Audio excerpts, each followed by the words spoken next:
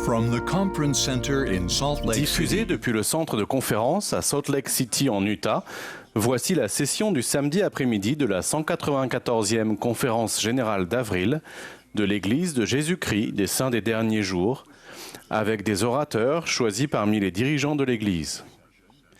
La musique de cette session sera interprétée par un chœur mixte de l'Université Brigham Young, Idaho. Cette émission est diffusée à titre de service public par Bonneville Distribution.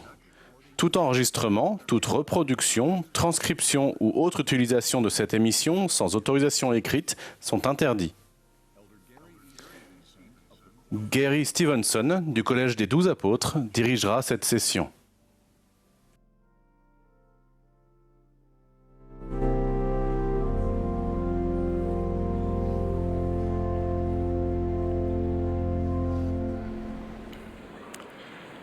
Brothers and sisters, we welcome Frères et you. sœurs, nous vous souhaitons la bienvenue à la session du samedi après-midi de la 194e conférence générale d'avril de l'Église de Jésus-Christ des Saints des Derniers Jours.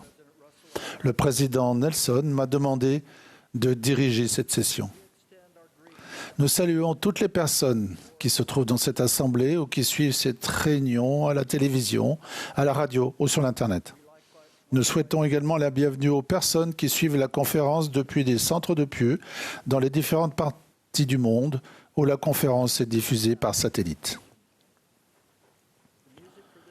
La musique de cette session sera interprétée par un chœur mixte de l'Université Brigham Young, Idaho, sous la direction de Paul Busselberg, Randall Kempton, Eda Ashby et Atina Coates, avec Joseph Peoples et Linda Margetts à l'orgue. Le chœur ouvrira cette réunion en chantant « Honneur, louange et gloire ». Ensuite, Ryan Olson, des 70, fera la prière d'ouverture.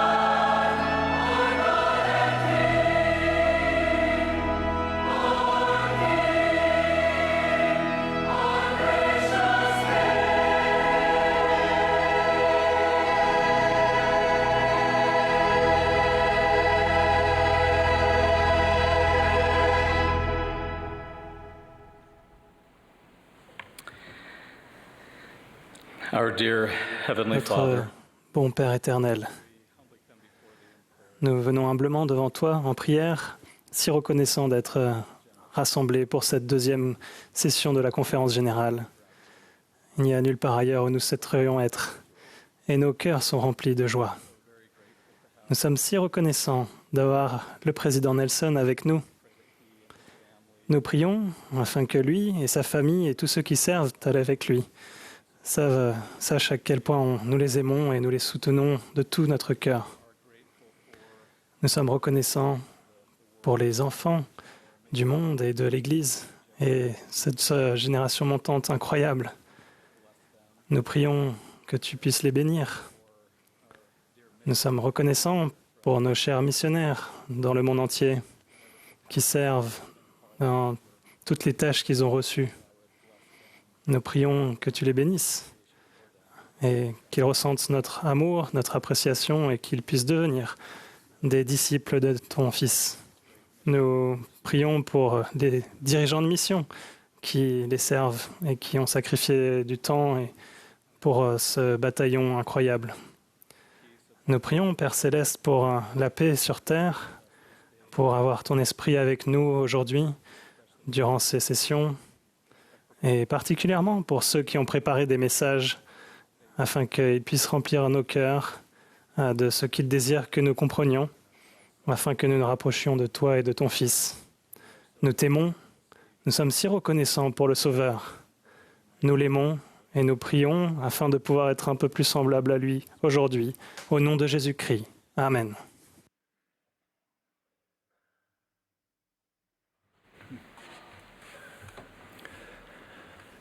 We will now be pleased to hear from Nous aurons à Elder présent le plaisir d'entendre David Bénard du Collège des 12 apôtres. Il sera suivi de Massimo De Feo, des 70. Après son discours, le chœur chantera « Notre Dieu nous a tant aimés qu'il a envoyé son Fils ». Nous entendrons ensuite Brent Nielsen de la présidence des 70 et José Alonso des 70.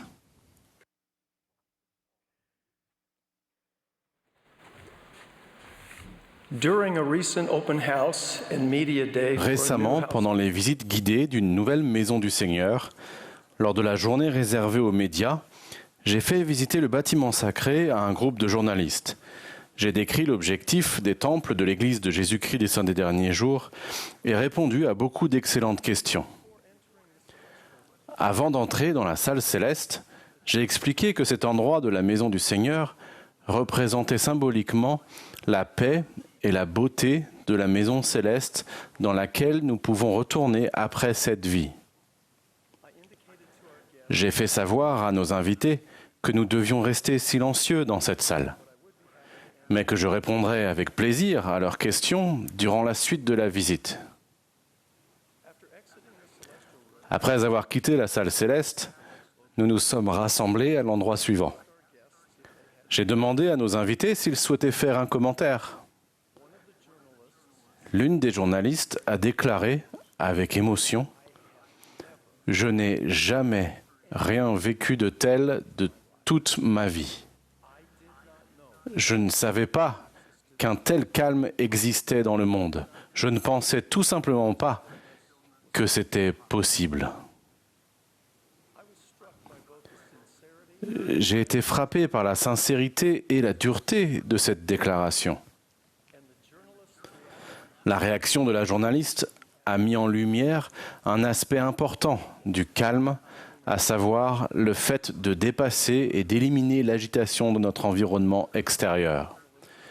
Plus tard, alors que je réfléchissais aux commentaires de la journaliste et au rythme effréné de notre vie moderne, l'agitation, le bruit, les diversions, les distractions et les détours qui réclament si souvent notre attention, une écriture m'est venue à l'esprit. « Soyez calmes et sachez que je suis Dieu ».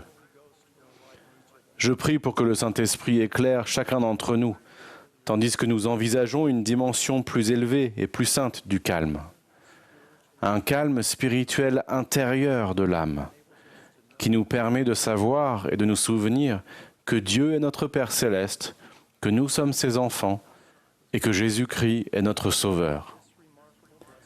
Cette bénédiction remarquable est accessible à tous les membres de l'Église qui s'efforcent fidèlement de devenir le peuple de l'Alliance du Seigneur. En 1833, les saints au Missouri étaient la cible de persécutions intenses. Des émeutiers les avaient chassés de chez eux au comté de Jackson, et certains membres de l'Église avaient essayé de s'installer dans les comtés voisins. Cependant, les persécutions et les menaces de mort étaient nombreuses et persistantes. Dans cette situation difficile, le Seigneur a révélé à Joseph Smith, le prophète, les instructions suivantes, tandis qu'il était à Kirtland, en Ohio. C'est pourquoi que votre cœur soit consolé au sujet de Sion, car toute chair est entre mes mains. Soyez calmes et sachez que je suis Dieu. Je crois que l'exhortation du Seigneur à être calme va bien au-delà du simple fait de ne pas parler ou de ne pas bouger. Il nous invite sûrement à nous souvenir de lui et de son pouvoir et à nous remettre à lui en tout temps, en toutes choses et dans tous les lieux où nous sommes. Ainsi, l'expression « soyez calme » peut être une manière de nous rappeler de nous concentrer sur le Sauveur, la source ultime du calme spirituel de l'âme, qui nous donne la force de faire des choses difficiles. La foi véritable se concentre toujours en et sur Jésus-Christ le Seigneur. En lui, car il est le Fils unique et divin du Père éternel. Et sur lui est la mission rédemptrice qu'il a accomplie. Car il a satisfait au but de la loi, et il réclame tous ceux qui ont foi en lui. Et ceux qui ont foi en lui s'attachent à tout ce qui est bon. C'est pourquoi il défend la cause des enfants des hommes. Jésus-Christ est notre Rédempteur, notre médiateur et notre avocat auprès du Père éternel. Et il est le roc sur lequel nous devons bâtir notre fondation spirituelle. Et l'amant a expliqué, « Souvenez-vous que c'est sur le roc de notre Rédempteur, qui est le Christ, le Fils de Dieu, que vous devez bâtir votre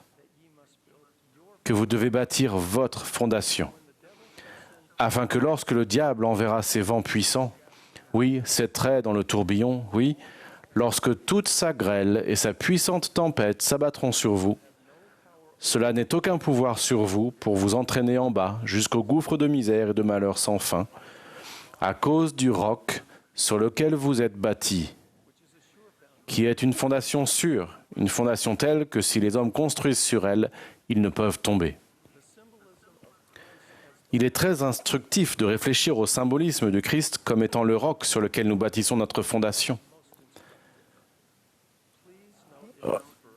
Veuillez remarquer que dans ce verset, le Sauveur n'est pas la fondation. En fait, nous sommes exhortés à construire notre fondation spirituelle personnelle sur lui. La fondation est l'élément d'un bâtiment qui le relie au sol. Des fondations solides offrent une protection contre les catastrophes naturelles et de nombreuses autres forces destructrices. Une fondation adéquate permet également de répartir le poids d'une structure sur une grande surface afin d'éviter de surcharger le sol et fournit une surface plane pour la construction. Pour qu'une structure reste solide et stable au fil du temps, il est essentiel qu'il y ait un lien solide et fiable entre le sol et les fondations. Dans certains types de construction, on utilise des chevilles d'ancrage et des tiges d'acier pour fixer les fondations d'un bâtiment au soubassement, la roche dure et solide située sous les matériaux de surface comme la terre et le gravier. De même, notre fondation doit être reliée au roc du Christ si nous voulons rester fermes et inébranlables. Les alliances sacrées et les ordonnances de l'Évangile rétabli du Sauveur sont comparables aux chevilles d'ancrage et aux tiges d'acier qui relient un bâtiment au soubassement. Chaque fois que nous recevons, nous souvenons ou renouvelons fidèlement des alliances sacrées, Notre ancre spirituelle est fixée plus fermement au roc de Jésus-Christ. Whoso C'est believeth in pourquoi quiconque croit en Dieu peut espérer avec certitude un monde meilleur. Oui, une place à la droite de Dieu. Espérance qui vient de la foi et constitue pour l'âme des hommes une ancre qui les rend sûrs et constants, toujours abondants en bonnes œuvres, amenés à glorifier Dieu. De manière progressive et croissante, dans la suite des temps, la vertu orne sans cesse nos pensées. Notre assurance devient de plus en plus grande dans la présence de Dieu et le Saint-Esprit est notre compagnon constant. Nous sommes plus enracinés, fondés, établis et affermis. Si la fondation de notre vie repose sur le Sauveur, nous avons la bénédiction d'être calmes et d'avoir l'assurance spirituelle que Dieu est notre Père céleste, que nous sommes ses enfants et que Jésus-Christ est notre Sauveur. Le Seigneur nous offre des moments sacrés et des lieux saints pour nous permettre de faire l'expérience du calme intérieur de notre âme. Par exemple, le sabbat est le jour de Dieu, un moment sacré, mis à part pour se souvenir du Père et l'adorer au nom de son Fils, pour participer aux ordonnances de la prêtrise et pour recevoir et renouveler des alliances sacrées. Chaque semaine, nous adorons le Seigneur pendant notre étude à la maison et en tant que concitoyens des saints pendant la Sainte Seine et d'autres réunions. En son saint jour, nos pensées, nos actions et notre attitude sont des signes que nous donnons à Dieu et un indicateur de notre amour pour lui. Tous les dimanches, si nous y sommes disposés, nous pouvons être calmes et savoir que Dieu est notre Père céleste, que nous sommes ses enfants et que Jésus-Christ est notre Sauveur.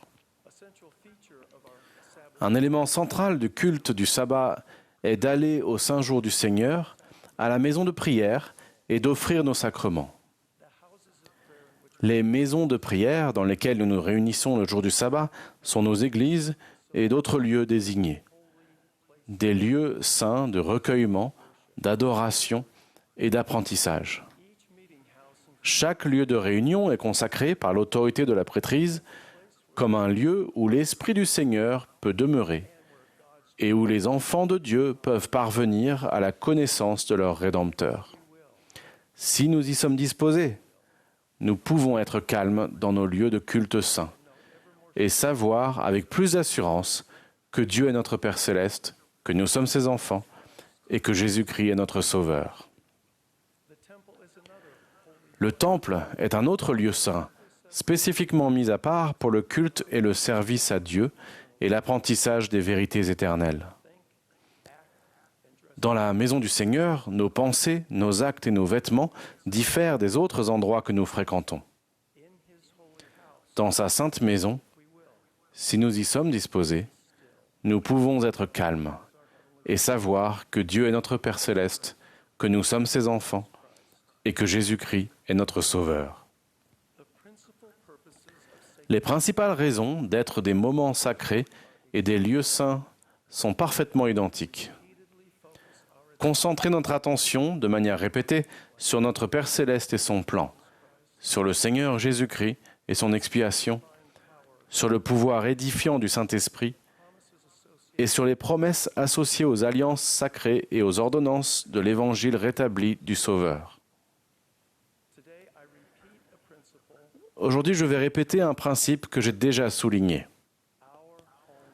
Nos foyers doivent être la combinaison suprême des moments sacrés et de lieux saints où les personnes et les familles peuvent être calmes et savoir que Dieu est notre Père céleste, que nous sommes ses enfants et que Jésus-Christ est notre Sauveur. Il est bien sûr essentiel de quitter notre foyer pour adorer Dieu le jour du sabbat et dans la maison du Seigneur. Pourtant, ce n'est qu'en rentrant chez nous, avec une perspective et une force spirituelle obtenues dans ces lieux saints, et lors d'activités saintes, que nous maintenons notre attention sur les objectifs principaux de la condition mortelle et surmontons les tentations si répandues de notre monde déchu. Nos expériences constantes, le jour du sabbat, au temple et au foyer, nous fortifient par le pouvoir du Saint-Esprit, par un lien d'alliance permanent et plus fort avec le Père et le Fils, et par une espérance d'une pureté parfaite dans les promesses éternelles de Dieu. Si le foyer et l'Église sont réunis en Christ, nous serons peut-être pressés de toutes parts, mais non réduits à l'extrémité dans notre esprit et notre cœur. Nous serons peut-être dans la détresse à cause de notre situation et nos difficultés, mais non dans le désespoir. Nous serons peut-être persécutés, mais nous saurons que nous ne sommes jamais seuls. Nous recevrons la force spirituelle pour devenir fermes, constants et fidèles, et le rester. Je vous promets qu'en bâtissant notre fondation sur le roc de Jésus-Christ, nous sommes bénis par le Saint-Esprit et recevons le calme individuel et spirituel de l'âme.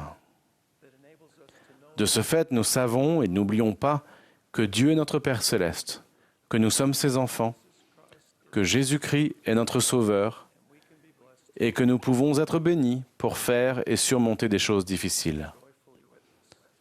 Je témoigne avec joie que Dieu est notre Père, que nous sommes ses enfants et que Jésus-Christ est notre Rédempteur, le roc de notre salut. J'en témoigne au nom sacré du Seigneur Jésus-Christ. Amen.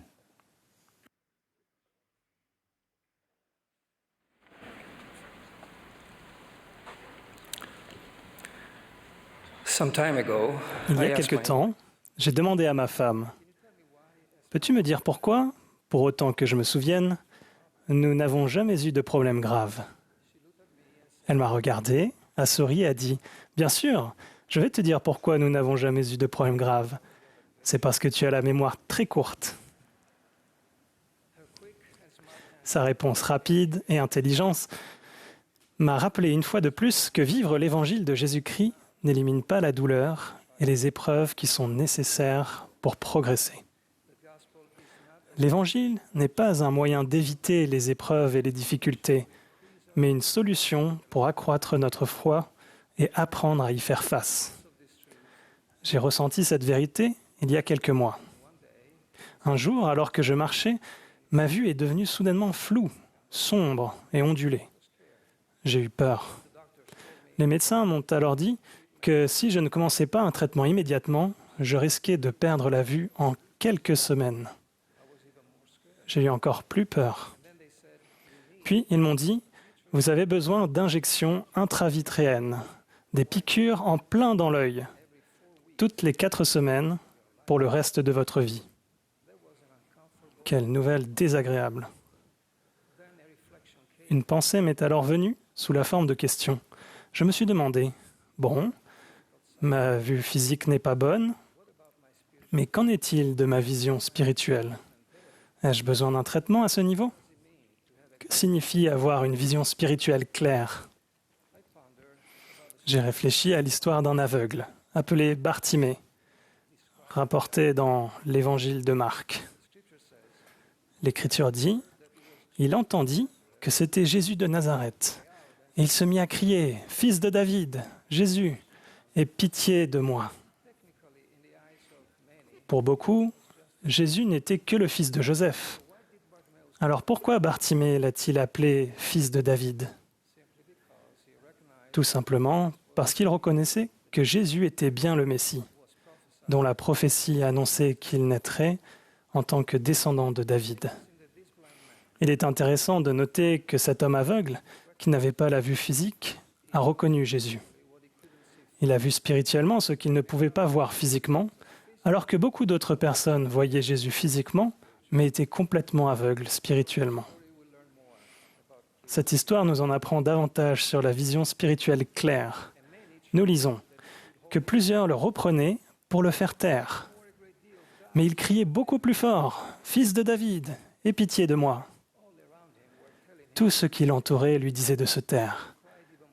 Mais il criait de plus belle parce qu'il savait qui était vraiment Jésus. Il a ignoré ses voix et a crié encore plus fort.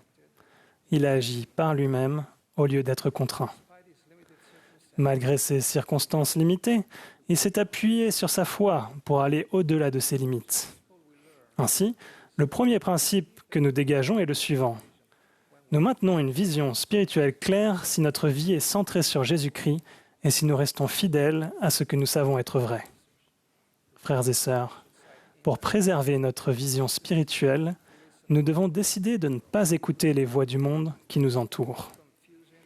Dans ce monde troublé et troublant, nous devons rester fidèles à ce que nous savons, à nos alliances et au respect des commandements. Nous devons réaffirmer nos croyances encore plus fort, comme l'a fait cet homme. Nous devons proclamer encore plus fort notre témoignage du Seigneur au monde. Cet homme connaissait Jésus. Il est resté fidèle à ce qu'il croyait et n'a pas été distrait par les voix qui l'entouraient. Aujourd'hui, de nombreuses voix tentent d'affaiblir notre voix de disciples de Jésus-Christ. Les voix du monde essayent de nous faire taire, mais c'est précisément pour cela que nous devons déclarer plus fortement notre témoignage du Sauveur. Au milieu de tous les bruits du monde, le Seigneur compte sur moi et sur vous pour témoigner, pour élever notre voix et pour devenir sa voix. Si nous ne le faisons pas, qui témoignera de Jésus-Christ? Qui proclamera son nom et sa mission divine? Nous avons une responsabilité spirituelle qui vient de notre connaissance de Jésus-Christ. Mais qu'a fait Bartimée après cela? Lorsque le Seigneur lui a commandé de se lever, il a de nouveau agi avec foi. L'Écriture dit « L'aveugle jeta son manteau et, se levant d'un bond, vint vers Jésus. » Cet homme humble et fidèle a compris qu'il pouvait se lever pour une vie meilleure sur ordre de Jésus. Il savait qu'il valait mieux que sa situation. La première chose qu'il a faite lorsqu'il a entendu Jésus l'appeler a été de jeter son manteau de mendiant. Encore une fois, il a agi au lieu d'être contraint. Peut-être s'est-il dit « Je n'ai plus besoin de ce manteau maintenant que Jésus est entré dans ma vie. C'est un jour nouveau. J'en ai fini de cette vie de misère. Avec l'aide de Jésus, je peux commencer une nouvelle vie de bonheur et de joie en lui, avec lui et grâce à lui. Peu importe ce que le monde pense de moi, Jésus m'appelle et il m'aidera à vivre une nouvelle vie. » Quel changement remarquable! En jetant son manteau de mendiant, il s'est débarrassé de toute excuse. Et ceci représente le deuxième principe. Nous maintenons une vision spirituelle claire si nous nous débarrassons de l'homme naturel, si nous nous repentons et si nous commençons une nouvelle vie en Christ. Pour ce faire, nous devons contracter et respecter des alliances qui nous permettront d'accéder à une vie meilleure grâce à Jésus-Christ. Tant que nous trouvons des excuses pour nous apitoyer sur nous-mêmes, sur nos circonstances et sur nos problèmes, sur toutes les mauvaises choses qui se produisent dans notre vie, et même sur toutes les mauvaises personnes qui, selon nous, nous rendent malheureux, nous gardons le manteau du mendiant sur nos épaules. Il est vrai que des personnes, consciemment ou non, nous feront parfois du mal. Nous devons décider d'agir avec foi en Christ en enlevant le manteau mental et émotionnel que nous portons encore pour dissimuler des excuses ou des péchés et le jeter, sachant que Jésus peut nous guérir et qu'il le fera. Aucune excuse n'est valable pour dire « Je suis comme je suis à cause de circonstances malheureuses et désagréables. Je ne peux pas changer et je suis donc justifié. » Lorsque nous parlons ainsi, nous choisissons d'être contraints. Nous gardons le manteau du mendiant. Agir avec foi, c'est s'en remettre à notre Sauveur et croire que grâce à son expiation, nous pouvons nous lever au-dessus de tout, et ce, sur son commandement. Le troisième principe se trouve dans les 4 derniers mots de l'Écriture. Il vint vers Jésus. Comment pouvait-il aller vers Jésus puisqu'il était aveugle? Le seul moyen était de marcher vers Jésus en écoutant sa voix. Et voici le troisième principe. nous maintenons une vision spirituelle claire si nous écoutons la voix du Seigneur et si nous lui permettons de nous guider. Par exemple, le fait que cet homme ait élevé sa voix au-dessus de celle qui l'entourait lui a permis d'écouter la voix du Seigneur en dépit de toutes les autres voix. Cette même foi a permis à Pierre de marcher sur les eaux tant qu'il gardait son attention spirituelle sur le Seigneur et n'était pas contraint, n'était pas distrait par les vents environnants. L'histoire de cet homme aveugle se termine par les mots « Il recouvra la vue et suivit Jésus sur le chemin ». L'une des leçons les plus importantes de cette histoire est que cet homme a exercé une véritable foi en Jésus-Christ et a reçu un miracle parce qu'il a demandé avec une intention réelle, l'intention réelle de le suivre. Voilà la raison ultime pour laquelle nous recevons des bénédictions. C'est parce que nous suivons Jésus-Christ. Il s'agit de le reconnaître, de contracter et de respecter des alliances avec Dieu grâce à lui, de changer notre nature à travers lui et de persévérer jusqu'à la fin en le suivant. Pour moi, maintenir une vision spirituelle claire, c'est essentiellement centrer ma vie sur Jésus-Christ. Alors, est-ce que ma vision spirituelle est claire, alors même que je reçois des piqûres dans les yeux? Qui suis-je pour le dire? Mais je suis reconnaissant pour ce que je suis capable de voir. Je vois clairement la main du Seigneur dans ma vie et dans cette œuvre. Je vois la foi de nombreuses personnes partout où je vais, qui fortifient ma propre foi.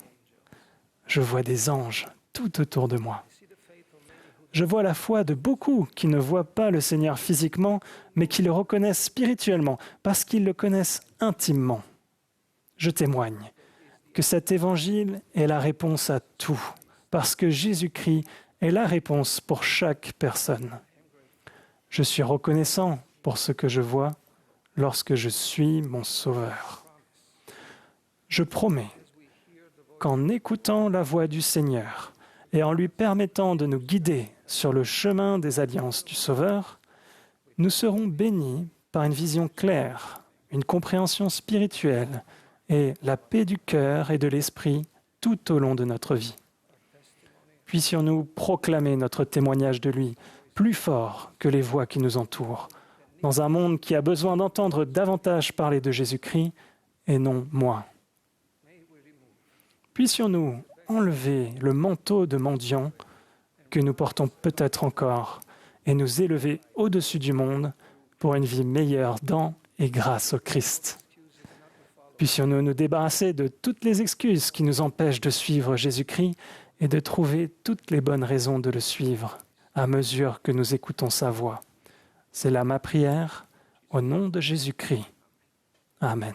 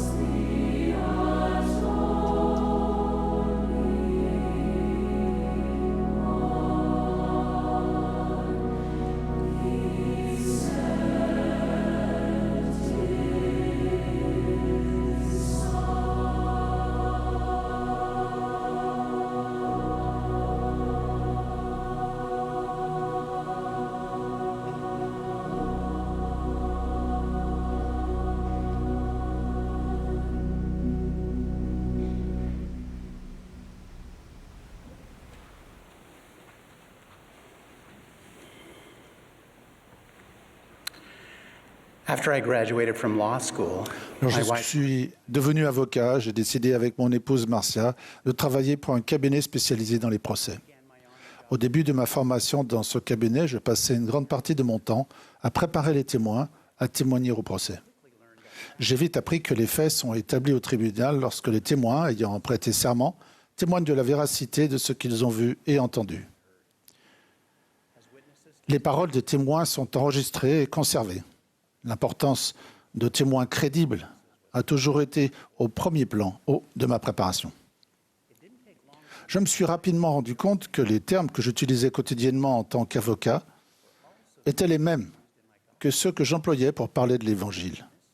Témoin et témoignage sont des termes que nous utilisons pour faire part de nos connaissances et de nos sentiments concernant la véracité de l'Évangile de Jésus-Christ.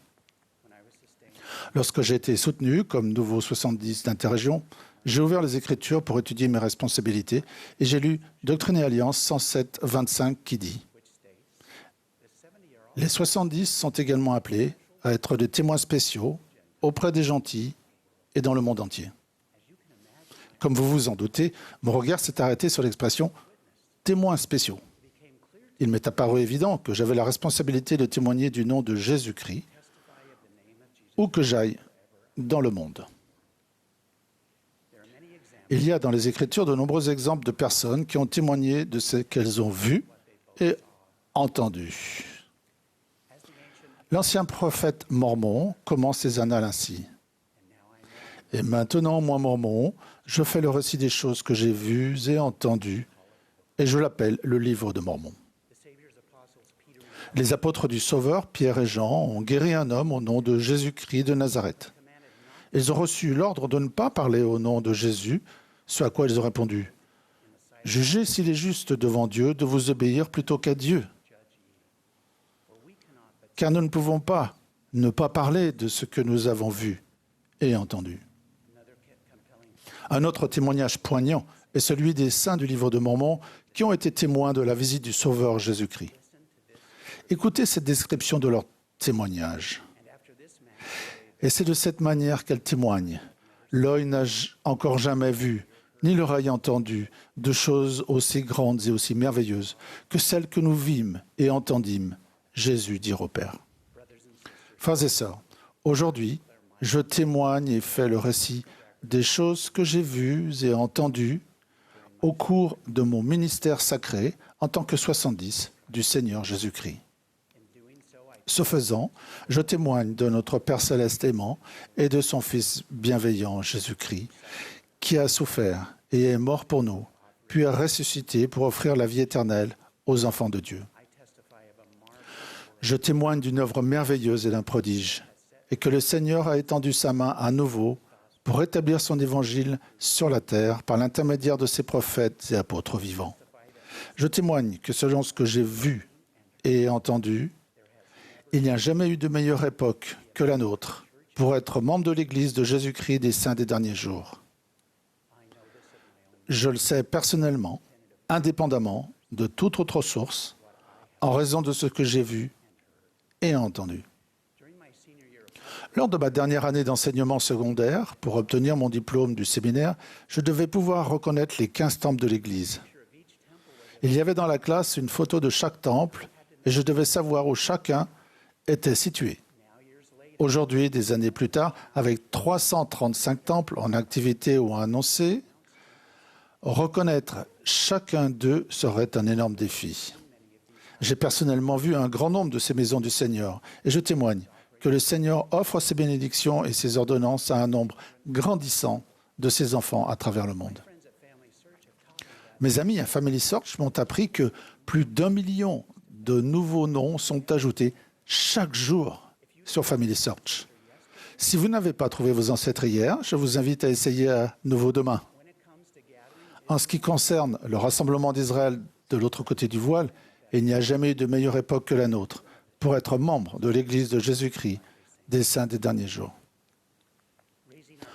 En élevant nos enfants à Twin Falls, dans l'Idaho, nous avions une perception limitée de l'Église dans le monde entier. Lorsque j'ai été appelé en tant qu'autorité générale, Marcia et moi avons été affectés à l'interrégion d'Océanie, un endroit où nous n'étions jamais allés. Nous avons eu le plaisir de trouver des pieux sur toute la longueur de la Nouvelle-Zélande, avec un temple qui avait été consacré en 1958. C'était l'un des 15 temples que j'avais dû apprendre à reconnaître au séminaire. Nous avons trouvé des temples dans toutes les grandes villes d'Australie, avec des pieux partout dans le pays. Nous avons servi au Samoa, où il y a 25 pieux, et au Tonga, où près de la moitié de la population est membre de l'Église. Nous avons servi sur l'île de Kiribati, où nous avons trouvé 2 pieux. Nous avons rendu visite aux pieux d'Ebaï, aux îles Marshall, et de Daru, en Papouasie-Nouvelle-Guinée. Après notre service dans les îles du Pacifique, nous avons été appelés à servir aux Philippines. J'ai été surpris de voir que la croissance de l'Église de Jésus-Christ aux Philippines dépassait tout ce que j'avais imaginé. Il y a maintenant là 125 pieux, 23 missions et 13 temples annoncés. J'ai vu une Église forte de plus de 850 000 membres. Comment avais-je pu rater l'établissement de l'Église du Christ dans le monde entier ? Après 3 ans aux Philippines, on m'a demandé de servir dans le département de l'œuvre missionnaire. Cet appel nous a conduits dans des missions du monde entier. Ma perception de l'Église mondiale du Sauveur a grandi de manière exponentielle. Marcia et moi, nous sommes rendus dans des missions en Asie. Nous avons vu un magnifique centre de pieux à Singapour, avec des membres fidèles et merveilleux. Nous avons rendu visite à des membres et des missionnaires dans une église à Kota Kinabalu, en Malaisie. Nous avons rencontré des missionnaires à Hong Kong et participé à une merveilleuse conférence de pieux avec des saints fidèles et dévoués. Cette expérience s'est répétée auprès de missionnaires et de membres en Europe, en Amérique latine, aux Caraïbes et en Afrique. L'Église de Jésus-Christ connaît une très forte croissance en Afrique. Je suis un témoin du rétablissement en cours de l'Évangile de Jésus-Christ et de l'accomplissement de la prophétie de Joseph Smith qui dit « La vérité de Dieu ira de l'avant, hardiment, noblement et en toute indépendance, jusqu'à ce qu'elle ait pénétré chaque continent, soit établie sous chaque climat et balayé chaque pays et résonné dans chaque oreille. » Il y a actuellement 74 000 missionnaires dans le monde. Ils travaillent avec les membres et baptisent plus de 20 000 personnes par mois. Ce sont de jeunes hommes et femmes de 18, 19 et 20 ans qui, avec l'aide du Seigneur, accomplissent ce grand miracle du rassemblement. Ces jeunes hommes et femmes sont partout, des petits villages du Vanuatu aux rues de New York, Paris et Londres. Je les ai regardés parler du Sauveur dans les assemblées reculées aux Fidji et dans d'autres plus grandes, au Texas, en Californie et en Floride. Vous trouverez des missionnaires à toutes les extrémités de la terre, s'exprimant dans 60 langues différentes et accomplissant le grand appel du Sauveur décrit dans Matthieu 28. « Allez, faites de toutes les nations des disciples, les baptisant au nom du Père, du Fils et du Saint-Esprit. » Je rends hommage aux missionnaires passés et présents de l'Église et rappelle à la génération montante l'invitation de Russell Nelson à venir rassembler Israël. Je témoigne aujourd'hui que j'ai vu ce profond rétablissement de l'Évangile du Sauveur de mes propres yeux et l'ai entendu de mes propres oreilles. Je suis un témoin de l'œuvre de Dieu dans le monde entier. Il n'y a jamais eu de meilleure époque que la nôtre pour être membre de l'Église de Jésus-Christ. Le plus grand miracle du rétablissement dont j'ai été témoin, c'est vous, les membres fidèles de l'Église, partout dans le monde. Vous, les saints des derniers jours que Néphi a décrits dans le livre de Mormon lorsqu'il a vu notre époque et témoigné. Et il arriva que moi, Néphi, je vis que le pouvoir de l'agneau de Dieu descendait sur les saints de l'Église de l'agneau et sur le peuple de l'Alliance du Seigneur qui étaient dispersés sur toute la surface de la terre. Et ils étaient armés de justice et du pouvoir de Dieu dans une grande gloire. Je témoigne que j'ai vu de mes propres yeux ce que Néphi a vu. Vous, les saints de l'Alliance dans tous les pays, armés de justice et du pouvoir de Dieu. Alors que j'étais à la chaire dans l'une de ces grandes nations, le Seigneur m'a rappelé ce que le roi Benjamin a enseigné dans Mosia 2, dans le livre de Mormon. Brent, je désirerais que tu médites sur l'état béni et bienheureux de ceux qui gardent les commandements de Dieu. Car voici, ils sont bénis en tout, tant dans le temporel que dans le spirituel. Je vous témoigne que j'ai vu cela de mes propres yeux et l'ai entendu de mes propres oreilles. Lorsque je vous ai rencontrés, saints fidèles de Dieu du monde entier, qui respectez les commandements, vous êtes les enfants de l'alliance du Père, vous êtes des disciples de Jésus-Christ. Vous savez, vous aussi, ce que je sais, parce que vous avez reçu votre propre témoignage de la véracité de l'évangile rétabli de Jésus-Christ. Le Sauveur a enseigné, mais heureux sont vos yeux parce qu'ils voient et vos oreilles parce qu'elles entendent. Sous la direction du Seigneur et de ses prophètes et apôtres, nous continuerons de préparer des missionnaires, de contracter, de respecter des alliances sacrées, d'établir l'Église du Christ dans le monde entier et de recevoir les bénédictions qui découlent du respect des commandements de Dieu. Nous sommes unis, nous sommes enfants de Dieu, nous le connaissons et nous l'aimons. J'ajoute mon témoignage au vôtre, mes amis, que ces choses sont vraies. Nous faisons le récit des choses que nous avons vues et entendues. Nous sommes des témoins qui témoignent. C'est avec le pouvoir de ce témoignage commun que nous continuons d'avancer avec foi au Seigneur Jésus-Christ et en son évangile. Je rends témoignage que Jésus-Christ vit. Il est notre Sauveur et notre Rédempteur. Au nom de Jésus-Christ. Amen.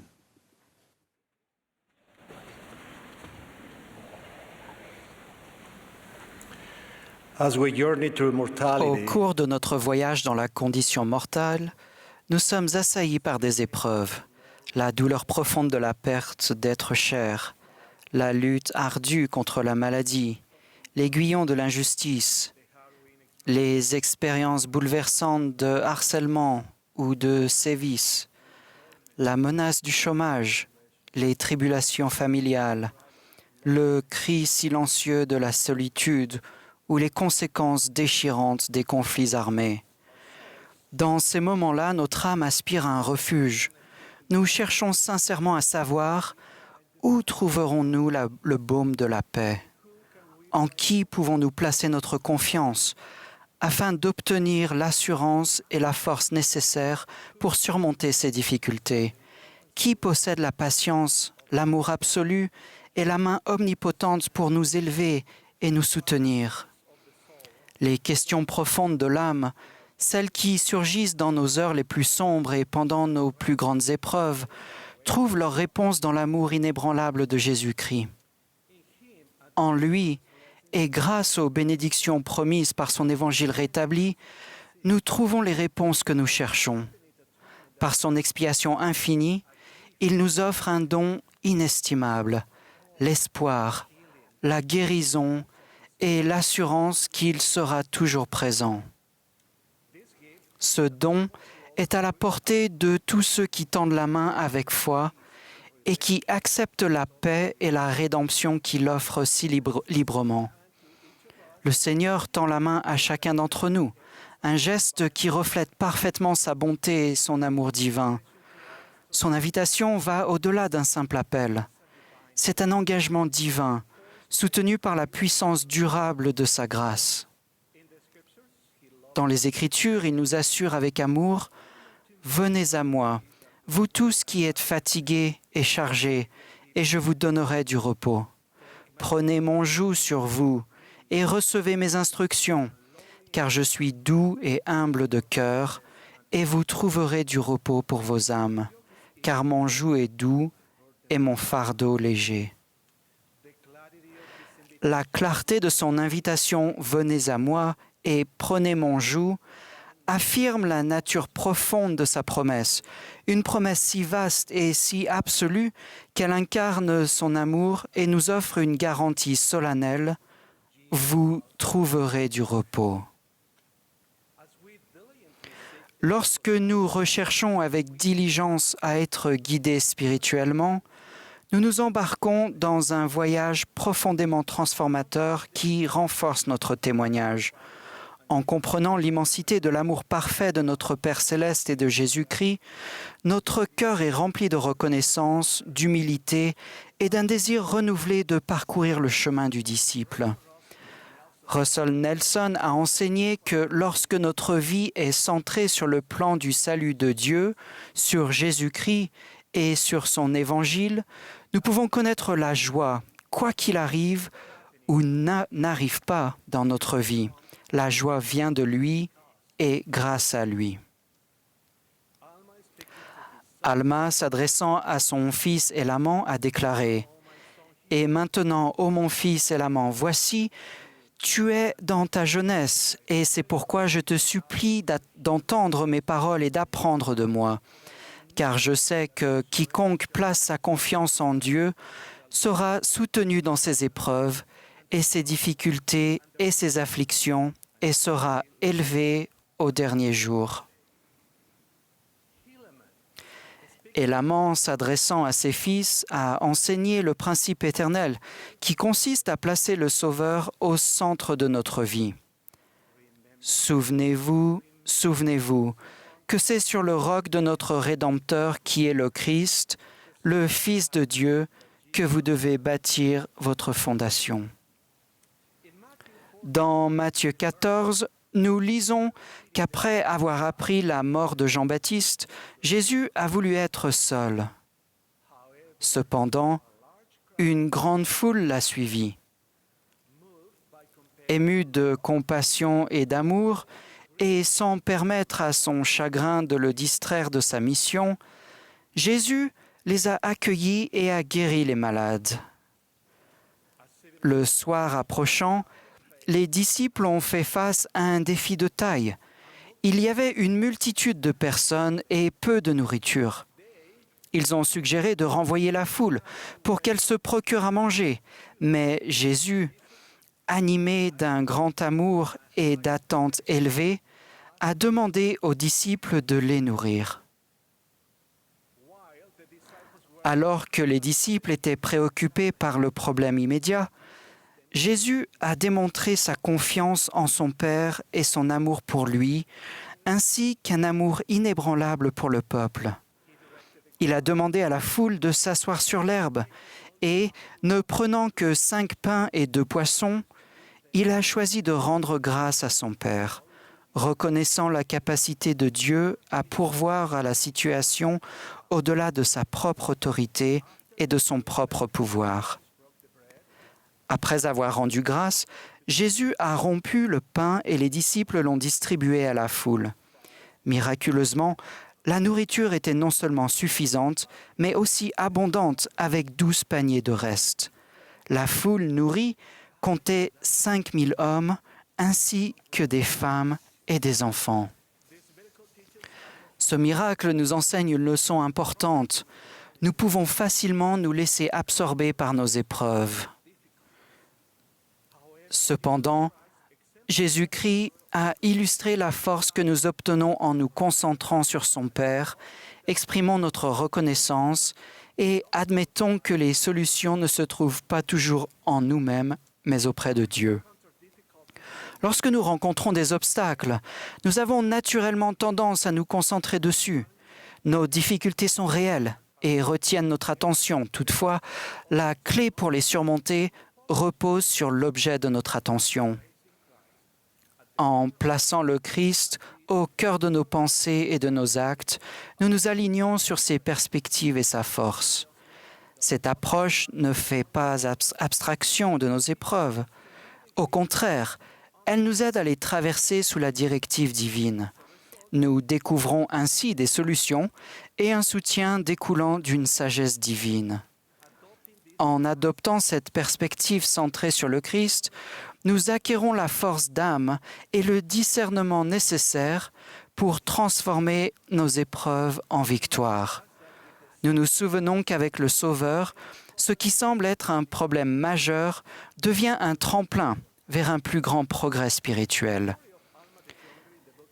L'histoire d'Alma le Jeune dans le livre de Mormon présente un récit convaincant de rédemption et de l'effet profond du fait de centrer sa vie sur le Christ.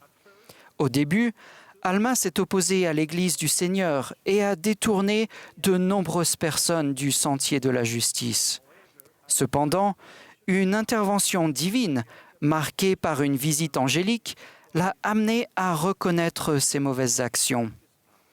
Dans ces heures les plus sombres, tourmenté par la culpabilité et cherchant désespérément un moyen d'être libéré de son angoisse spirituelle, Alma s'est souvenue des enseignements de son père sur Jésus-Christ et le pouvoir de son expiation. Le cœur désireux d'être racheté, il s'est sincèrement repenti et a imploré avec ferveur la miséricorde du Seigneur. Ce moment décisif de soumission totale, où il a mis le Christ au centre de ses pensées et a cherché sincèrement sa miséricorde, a entraîné une transformation remarquable. Les lourdes chaînes de la culpabilité et du désespoir ont disparu et ont été remplacées par un sentiment extraordinaire de joie et de paix. Jésus-Christ est notre espoir et la réponse à nos plus grandes souffrances. Par son sacrifice, il a payé pour nos péchés et a pris sur lui toutes nos souffrances, nos douleurs, nos injustices, nos chagrins et nos peurs. Il nous pardonne et nous guérit lorsque nous plaçons notre confiance en lui et que nous cherchons à mener une vie meilleure. Il est notre guérisseur. Il console et répare notre cœur par son amour et son pouvoir, tout comme il a guéri de nombreuses personnes pendant son séjour sur terre. Il est l'eau vive qui répond aux besoins les plus profonds de notre âme par sa bonté et son amour constant. Cette promesse est semblable à celle qu'il a faite à la Samaritaine au puits, lui offrant une source d'eau qui jaillit dans la vie éternelle. Je témoigne solennellement que Jésus-Christ vit et qu'il préside cette Église sacrée. Je témoigne qu'il est le Sauveur du monde, le Prince de la paix, le Roi des rois, le Seigneur des seigneurs, le Rédempteur du monde. J'affirme avec certitude que nous sommes toujours présents dans son esprit et dans son cœur. Pour nous le prouver, il a rétabli son Église en ces derniers jours et a appelé Russell Nelson pour être son prophète et le président de l'Église pour notre époque. Je sais qu'il a donné sa vie pour que nous ayons la vie éternelle. Lorsque nous nous efforçons de le placer au centre de notre vie, des révélations nous parviennent, sa paix profonde nous enveloppe et son expiation infinie nous apporte le pardon et la guérison. C'est en lui que nous découvrons la force de vaincre, le courage de persévérer et la paix qui surpasse toute intelligence. Puissions-nous nous efforcer chaque jour de nous rapprocher de lui. Il est la source de tout ce qui est bon et le phare d'espoir de notre voyage de retour en la présence de notre Père céleste. Au nom sacré de Jésus-Christ. Amen.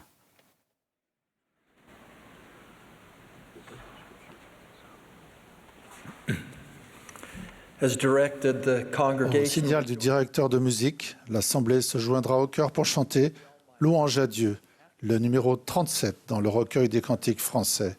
Après le chant, nous entendrons Gerrit Gong du Collège des 12 apôtres. Il sera suivi de Michael Nelson, deuxième conseiller dans la présidence générale des jeunes gens.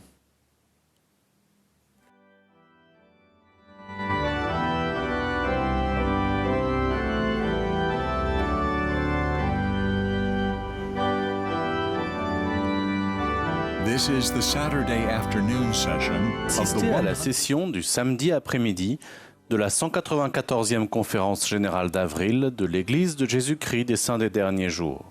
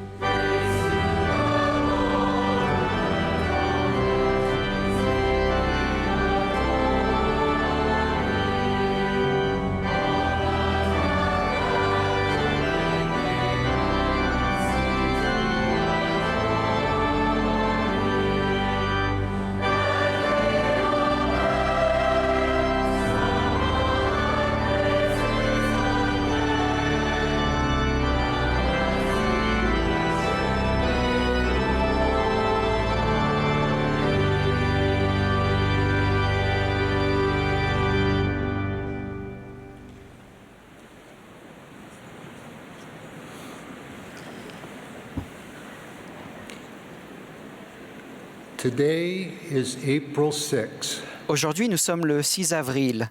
C'est le jour où Jésus-Christ a rétabli son Église dans les derniers jours et cela coïncide aussi avec la période de Pâques pendant laquelle nous témoignons avec joie de sa vie parfaite, de son sacrifice expiatoire et de sa glorieuse résurrection. Une histoire chinoise raconte que le fils d'un homme trouva un jour un magnifique cheval. « Quelle chance !» dirent les voisins. « Nous verrons bien » répondit l'homme. Puis le fils fit une chute de cheval et fut grièvement blessé. « Quel malheur !» dirent les voisins. « Nous verrons bien » répondit l'homme. Une armée de conscription arriva, mais ne recruta pas le fils blessé. « Quelle chance !» dirent les voisins. « Nous verrons bien » répondit l'homme.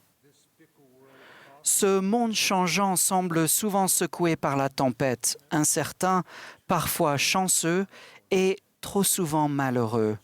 Cependant, dans ce monde de tribulation, nous savons que toute chose concourt au bien de ceux qui aiment Dieu.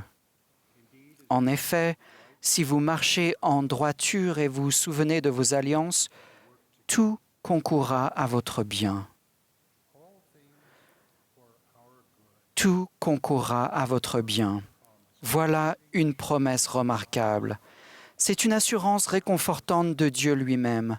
De manière miraculeuse, le but de la création et la nature de Dieu le Père et de son Fils Jésus-Christ sont de connaître le commencement et la fin, d'ordonner tout pour notre bien et de nous sauver et nous exalter lorsque nous sommes sanctifiés et devenons saints par la grâce et l'expiation de Jésus-Christ.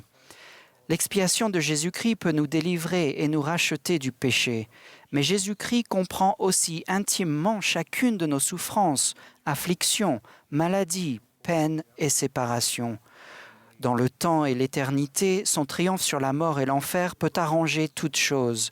Il aide à guérir tous ceux qui sont brisés et méprisés, à réconcilier ceux qui sont en colère et divisés, à réconforter ceux qui sont seuls et isolés, à encourager ceux qui sont incertains et imparfaits, et à produire des miracles qui n'en sont possibles qu'avec Dieu. Nous chantons Alléluia et crions Hosanna, grâce à sa puissance éternelle et sa bonté infinie, dans le plan de bonheur de Dieu, toutes choses peuvent concourir à notre bien. Nous pouvons affronter les difficultés de la vie avec confiance et sans crainte. Livrés à nous-mêmes, nous ne connaissons peut-être pas notre propre bien. Lorsque je me choisis, je choisis aussi mes propres limites, faiblesses et insuffisances. En fin de compte, pour faire le plus de bien, nous devons être bons. Puisque nul autre que Dieu n'est bon, nous recherchons la perfection en Jésus-Christ. Nous devenons la meilleure version de nous-mêmes seulement lorsque nous nous dépouillons de l'homme naturel ou de la femme naturelle et devenons un enfant devant Dieu. En plaçant notre confiance et notre foi en Dieu, nos épreuves et afflictions peuvent être consacrées pour notre bien. Joseph, vendu comme esclave en Égypte, a plus tard sauvé sa famille et son peuple. L'incarcération de Joseph Smith dans la prison de Liberty lui a appris ce qui suit. Toutes ces choses te donneront de l'expérience et seront pour ton bien.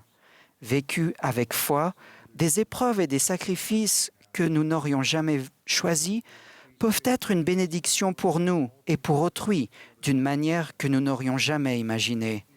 Notre foi et notre confiance dans le Seigneur, que toutes choses peuvent concourir à notre bien, grandissent à mesure que nous acquérons une perspective éternelle, comprenons que nos épreuves ne sont que pour encore un tout petit peu de temps, reconnaissons que les afflictions peuvent être consacrées à notre avantage, acceptons que les accidents, la mort prématurée, les maladies invalidantes et les affections font partie de la condition mortelle et croyons que notre Père céleste aimant ne donne pas d'épreuves pour punir ou juger.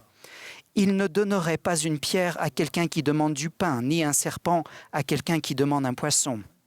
Lorsque les épreuves surviennent, ce que nous souhaitons le plus, c'est souvent que quelqu'un nous écoute et soit à nos côtés. Sur le moment, même si l'intention est de réconforter, les réponses clichés peuvent se révéler inutiles. Parfois, nous désirons avoir quelqu'un qui souffre avoir quelqu'un qui souffre et pleure avec nous, qui nous laisse exprimer notre douleur, notre frustration, voire notre colère, et qui reconnaît avec nous qu'il y a des choses que nous ne savons pas. Lorsque nous plaçons notre confiance en Dieu et en son amour pour nous, même nos plus grandes épreuves peuvent finalement concourir à notre bien. Je me souviens du jour où j'ai appris qu'il y avait eu un grave accident de voiture impliquant des êtres chers. Dans de tels moments, avec angoisse et foi, nous pouvons seulement dire avec Job, « L'Éternel a donné et l'Éternel a ôté, que le nom de l'Éternel soit béni ». Dans le monde entier, près de 3500 pieux et districts et 30 000 paroisses et branches de l'Église offrent refuge et sécurité contre les tempêtes. Mais au sein de nos pieux et de nos paroisses, de nombreuses familles et personnes fidèles sont confrontées à des épreuves difficiles, tout en ayant l'assurance que ces choses concourront à leur bien, sans encore savoir comment. À Huddersfield, en Angleterre, Samuel Bridgestock a reçu le diagnostic d'un cancer de stade 4 peu avant l'appel de nouveau président de Pieux. Compte tenu de son terrible diagnostic, il a demandé à sa femme Anna l'intérêt même de se présenter à l'entretien. Sir Bridgestock a répondu « Parce que tu vas être appelé président de Pieux ». Initialement, on ne lui avait donné qu'1 ou 2 ans à vivre. Mais frère Bridgestock, qui est ici aujourd'hui, en est à sa 4e année de service. Il connaît des bons jours et des jours difficiles. Son pieux se mobilise avec une foi, une disposition à servir et une gentillesse accrue. Ce n'est pas facile, mais sa femme et sa famille vivent avec foi, gratitude et une tristesse compréhensible qu'ils espèrent voir se transformer en joie éternelle grâce à l'expiation rétablissante de Jésus-Christ. Lorsque nous sommes calmes, ouverts et respectueux, nous pouvons ressentir la beauté, le but et la sérénité de l'alliance offerte par le Seigneur. Lors d'expériences sacrées, il peut nous laisser entrevoir la réalité éternelle plus vaste dont fait partie notre vie quotidienne, où les choses petites et simples concourent au bien de ceux qui donnent et de ceux qui reçoivent. Rebecca, la fille de mon premier président de mission, a un jour raconté comment le Seigneur a répondu à sa prière pour obtenir du réconfort en lui offrant une occasion inattendue de répondre à la prière de quelqu'un. Tard un soir, Rebecca, affligée par le récent décès de sa mère, s'est sentie poussée à aller faire le plein pour sa voiture. Lorsqu'elle est arrivée à la station-service, elle a rencontré une femme âgée qui se débattait avec une grande bouteille d'oxygène qui l'aidait à respirer. Plus tard, Rebecca lui a donné l'appareil à oxygène portable de sa mère. Cette femme a dit avec reconnaissance « Vous m'avez rendu ma liberté.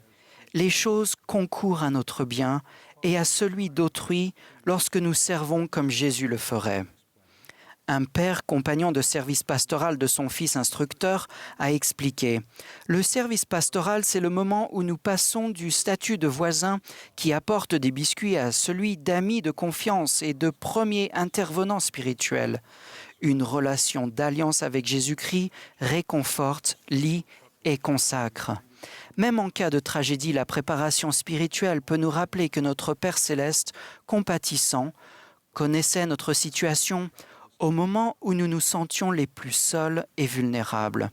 Par exemple, une famille dont l'enfant a été emmené en ambulance à l'hôpital a ensuite trouvé du réconfort en se souvenant que le Saint-Esprit lui avait murmuré à l'avance à quoi s'attendre. Parfois, la réalité éternelle plus vaste que le Seigneur nous laisse ressentir implique notre famille de l'autre côté du voile. Une sœur a trouvé de la joie en se convertissant à l'évangile rétabli de Jésus-Christ. 2 traumatismes ont profondément marqué sa vie. Un accident de bateau dont elle a été témoin et la perte tragique de sa mère qui s'est suicidée. Néanmoins, cette sœur a surmonté sa peur de l'eau pour se faire baptiser par immersion.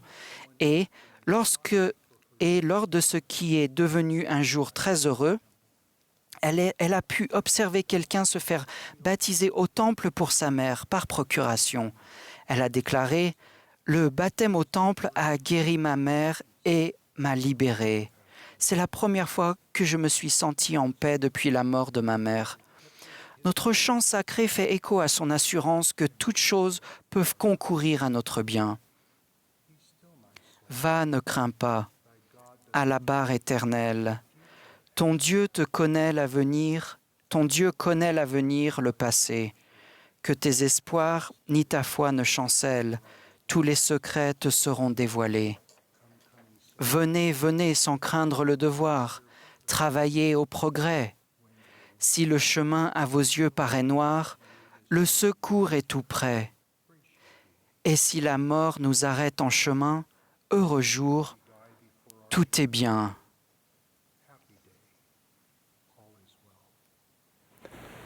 Le livre de Mormon est la preuve tangible que Jésus est le Christ et que Dieu accomplit ses prophéties. Écrit par des prophètes inspirés qui ont vu notre époque, le livre de Mormon commence par un drame, une famille aux prises avec de profondes dissensions. Pourtant, en étudiant le livre de 1 Néphi, chapitre 1 à Moroni, chapitre 10, et en méditant à son sujet, nous sommes attirés vers Jésus-Christ avec le ferme témoignage que ce qui s'est passé là-bas à l'époque peut être une bénédiction pour nous ici et maintenant. À mesure que le Seigneur, par l'intermédiaire de son prophète vivant, permet à beaucoup d'entre nous d'avoir accès à des temples plus proches et dans davantage d'endroits, nous voyons les bénédictions du temple concourir à notre bien. D'une manière personnelle, nous venons à Dieu notre Père et Jésus-Christ par alliance et par ordonnance et acquérons une perspective éternelle sur la condition mortelle. Effectuées une par une, nom après nom, les ordonnances du temple par procuration unissent la famille élargie, tandis que nous donnons accès aux bénédictions des alliances contractées grâce à Jésus-Christ, selon le modèle des libérateurs du Seigneur sur la montagne de Sion. À mesure que les temples se rapprochent de nous dans de nombreux endroits, un sacrifice que nous pouvons offrir consiste à rechercher plus fréquemment la sainteté dans la maison du Seigneur. Pendant de nombreuses années, nous avons épargné, planifié le voyage et fait des sacrifices pour venir au temple. Maintenant, si les circonstances le permettent, venez au Seigneur dans sa sainte maison, encore plus souvent.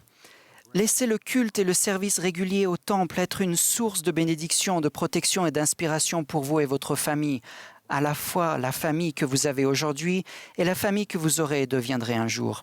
En outre, lorsque votre situation le permet, envisagez d'accéder à la bénédiction d'avoir vos propres vêtements du temple. Une grand-mère issue d'une famille modeste a dit que c'est ce qu'elle désirait le plus au monde, était d'acquérir ses propres vêtements du temple.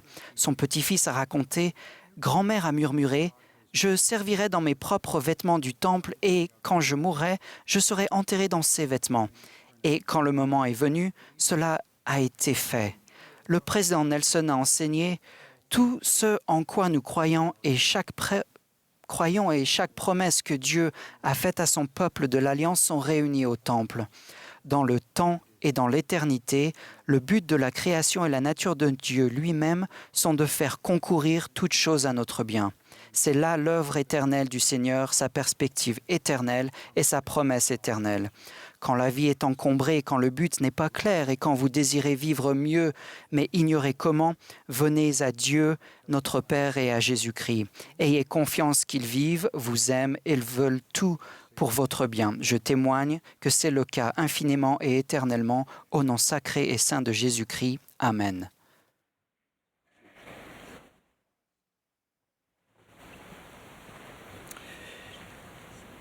En me préparant à vous parler, j'ai été guidé vers l'histoire d'Élamon et des jeunes fils du peuple d'Amon. J'ai senti le pouvoir des prophètes du livre de Mormon instruisant des parents, des évêques et d'autres membres de l'Église grâce à l'étude de ce récit. Élamon était un homme en qui les jeunes Ammonites pouvaient avoir confiance. Il les a aidés à se développer et à mûrir dans la justice. Les jeunes fils le connaissaient et l'aimaient, et ils ont voulu qu'Élamon soit leur chef. Élamon aimait ces jeunes gens comme s'ils étaient ses fils, et ils voyaient leur potentiel. Dale Renlund a enseigné que pour bien servir les autres, nous devons les voir avec les yeux de notre Père céleste. Ce n'est qu'alors que nous commençons à comprendre la véritable valeur d'une âme. Ce n'est qu'alors que nous pouvons ressentir l'amour que notre Père céleste éprouve pour tous ses enfants. Aujourd'hui, il est donné aux évêques de savoir discerner l'identité divine des jeunes qui leur sont confiés. Élamant a compté les jeunes gens placés sous sa responsabilité. Il a donné la priorité à l'édification de relations fortes avec eux. Dans un moment critique où il était question de vie ou de mort, Élamant et ses jeunes guerriers ont perdu de vue l'armée qui les poursuivait. Élamant a tenu conseil avec les jeunes gens. Voici, nous ne savons pas s'ils ne sont pas arrêtés pour que nous tombions sur eux. C'est pourquoi, que dites-vous, mes fils ? Ces jeunes gens fidèles ont répondu, « Père, voici, notre Dieu est avec nous, et il ne souffrira pas que nous tombions. Allons donc. » La bataille a été remportée, car Élamant a soutenu ces jeunes gens dans leur détermination à agir. Les jeunes Ammonites défendaient une grande cause et étaient vaillants à soutenir le peuple. Cette petite force, dirigée par Élamant, a rempli de grandes espérances et de beaucoup de joie le cœur des armées néphites expérimentées. Aujourd'hui, les évêques peuvent diriger leurs jeunes dotés de dons uniques pour qu'ils soient une bénédiction pour la paroisse et rassemblent Israël. Le président Nelson a enseigné que c'est la mission pour laquelle ils ont été envoyés sur terre. Comme ces jeunes Ammonites qui étaient fidèles en tout temps dans tout ce qui leur était confié, Élamant suivait fidèlement ses dirigeants. Peu importe la difficulté ou le revers à surmonter, Élamant conservait toujours la ferme détermination d'atteindre leur objectif. Quand il a reçu la directive de se mettre en marche avec ses jeunes fils, il a obéi. Les jeunes d'aujourd'hui sont bénis lorsque les évêques suivent les directives de nos dirigeants de tenir conseil avec les présidentes des jeunes filles de paroisse. Les présidents de pieux s'assurent que les évêques et les présidentes des jeunes filles sont formés à leurs responsabilités vis-à-vis des jeunes. Élamant honorait ses alliances.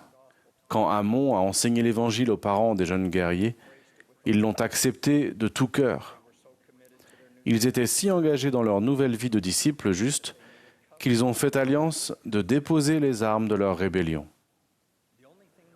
La seule chose qui les a poussés à envisager de rompre leur alliance et d'aller au combat, comme ils l'avaient souvent fait par le passé, a été de voir les Néphites en danger. Les Ammonites voulaient aider ces personnes qui leur avaient offert un foyer sûr. Élamant et d'autres les ont persuadés de respecter leur alliance, de ne plus jamais se battre. Élamant avait davantage confiance dans la force que Dieu leur donnerait que dans celle que ces Ammonites auraient pu leur apporter au moyen de leurs épées et de leurs flèches. Quand Élamant et ses jeunes guerriers ont été confrontés à des épreuves redoutables, la détermination d'Élamant n'a pas faibli. Cela n'a pas d'importance, nous avons l'assurance que Dieu nous délivrera. En une occasion, alors qu'ils étaient sur le point de mourir de faim, leur réaction a été de déverser leur âme en prière à Dieu pour qu'il les fortifiât et les délivrât. Et le Seigneur leur donna l'assurance qu'il les délivrerait, à cause de leur foi extrême en ce qu'on leur avait enseigné à croire. Nous apprenons d'Élamant que ces jeunes gens étaient soutenus par leurs parents. Ces parents fidèles savaient qu'ils avaient la responsabilité primordiale d'instruire leurs enfants. Ils avaient enseigné à leurs enfants à garder les commandements et à marcher en droiture devant Dieu. Leur mère leur avait enseigné que s'ils ne doutaient pas, Dieu les délivrerait. Leur père leur avait montré un exemple puissant en contractant des alliances. Ces anciens guerriers connaissaient les horreurs du champ de bataille. Ils ont placé leurs fils inexpérimentés sous la responsabilité d'Élamant et les ont soutenus en leur envoyant de nombreuses provisions. Élamant n'était pas seul dans ses efforts pour servir sa jeune armée. Il avait des personnes autour de lui vers lesquelles se tourner pour obtenir du soutien et des conseils. Il a sollicité de l'aide auprès du capitaine Moroni et elle lui a été accordée. Nul ne sert seul dans le royaume du Seigneur. Le Seigneur nous bénit en nous accordant des paroisses et des pieux. Par l'intermédiaire de son organisation rétablie, nous disposons des ressources, de la sagesse et de l'inspiration nécessaires pour faire face à toute difficulté. L'évêque dirige la paroisse par l'intermédiaire des conseils. Il encourage les entretiens trimestriels relatifs au service pastoral et exhorte ensuite le Collège des Anciens et la Société de secours à s'acquitter de leur responsabilité de servir les familles. Ces présidences prennent les devants pour évaluer les besoins et trouver des solutions inspirées. Les présidents de Pieux offrent leur soutien en instruisant les présidences du Collège des Anciens et de la Société de secours concernant leurs responsabilités. Les directives nécessaires aux dirigeants et aux parents se trouvent dans la médiathèque de l'Évangile et l'application Vivre l'Évangile. Ces ressources inspirées nous donnent accès aux Écritures, aux enseignements des prophètes modernes et au manuel général d'instruction. L'onglet « Jeunes » dans la médiathèque de l'Évangile donne accès à un large éventail de documentation pour les présidences de collège et de classe, ainsi qu'au livret « Jeunes, soyez forts, un guide pour faire les bons choix ». Si tous les membres de la paroisse étudient ces sources inspirées et recherchent l'inspiration de l'Esprit, chacun sera guidé par le Seigneur quant à la manière de fortifier les jeunes.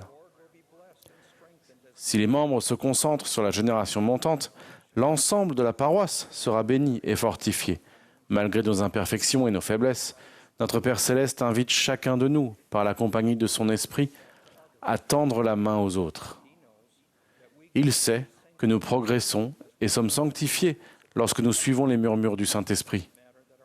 Cela n'a pas d'importance que nos efforts soient imparfaits.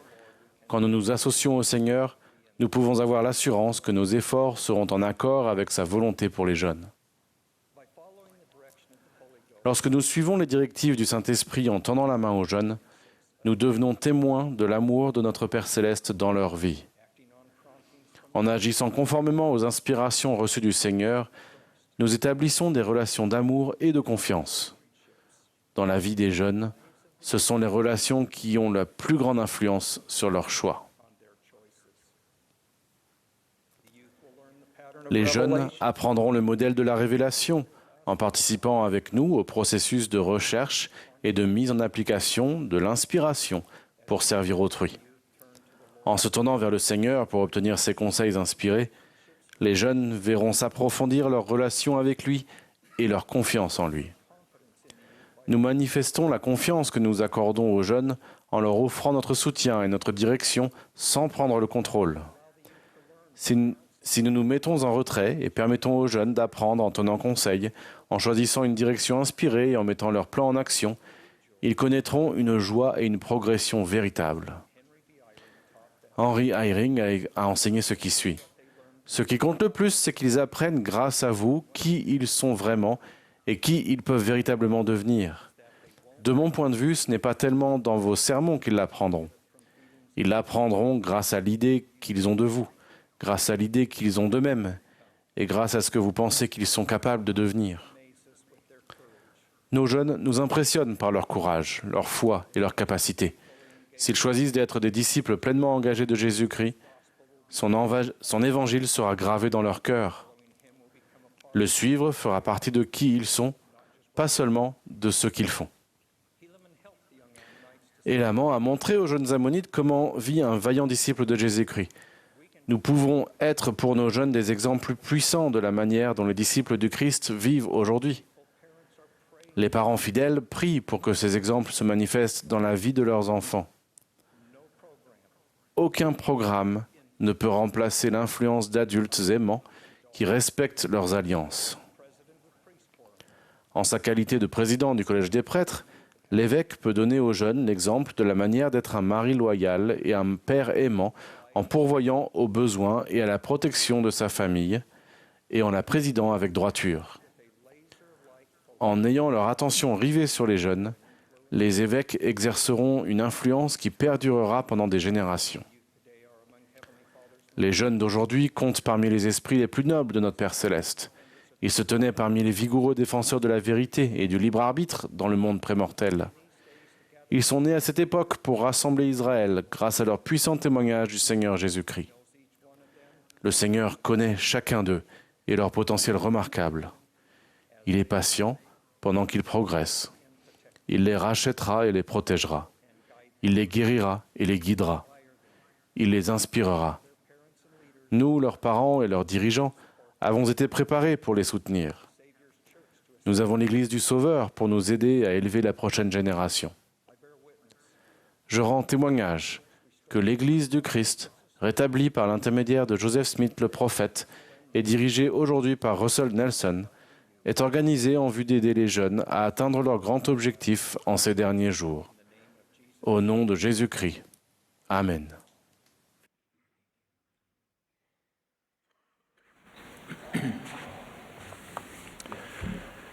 Nous remercions toutes les personnes qui se sont adressées à nous cet après-midi et sommes reconnaissants pour la belle musique qui a été interprétée. Nous vous rappelons la session générale du samedi soir qui sera diffusée depuis le centre de conférence ce soir à 18h, hors normal des Rocheuses. Le chœur va maintenant interpréter « Oh, quel amour !» Le dernier orateur de cette session sera Quentin Cook du Collège des 12 Apôtres. Après son discours, le chœur terminera cette réunion en chantant « Nous chantons pour Sion ». Ensuite, Emily Freeman, présidente générale des jeunes filles, fera la prière de clôture. Sunrise.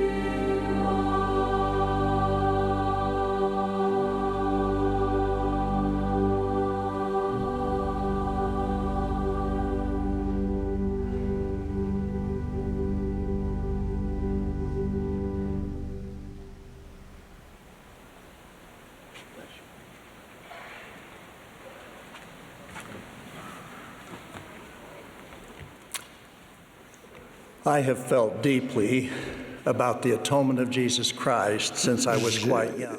Depuis mon plus jeune âge, j'ai toujours été profondément touché par l'expiation de Jésus-Christ. Toutefois, sa réalité s'est imposée à moi quand j'ai eu 25 ans. Fraîchement diplômé de la faculté de droit de Stanford, je préparais l'examen du barreau en Californie. Ma mère m'a téléphoné pour m'annoncer que mon grand-père, qui vivait en Utah, Crozier Kimball, était mourant. Elle m'a dit que si je voulais le voir, je devais rentrer sans tarder. Mon grand-père avait 86 ans et était très malade. Nous avons passé un merveilleux moment ensemble. Il était très heureux de me voir et de me rendre son témoignage. Mon grand-père n'avait que 3 ans lorsque son père, David Patton Kimball, est décédé à l'âge de 44 ans. Il espérait que son père et son grand-père, Heber C. Kimball, approuveraient ses choix de vie et trouveraient qu'il avait été fidèle à son héritage. Le conseil principal que m'a donné mon grand-père était d'éviter toute arrogance ou tout sentiment de supériorité en raison de ses ancêtres fidèles. Il m'a dit que je devais porter mon attention sur le Sauveur et sur son expiation. Il a affirmé que nous sommes tous les enfants d'un Père céleste aimant. Qui que soient nos ancêtres terrestres, nous rendrons tous compte au Sauveur de la manière dont nous avons respecté ses commandements. Mon grand-père parlait du Sauveur comme du gardien de la porte, en référence à 2 Néphi 9, 41.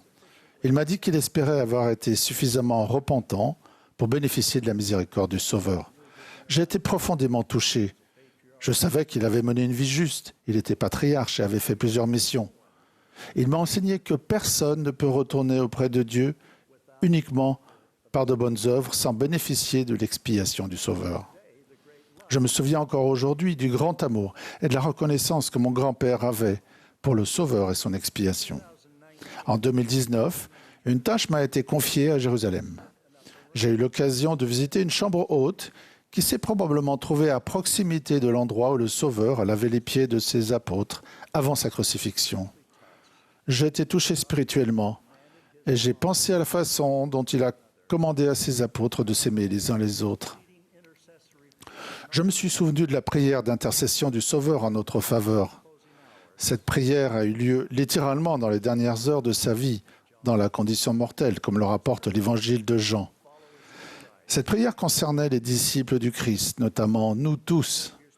Dans sa supplication adressée à son Père, le Sauveur a demandé « Que tous soient un, comme toi, Père, tu es en moi, et comme je suis en toi, afin qu'eux aussi soient un en nous. » Il a poursuivi en disant « Je leur ai donné la gloire que tu m'as donnée, afin qu'ils soient un, comme nous sommes un. »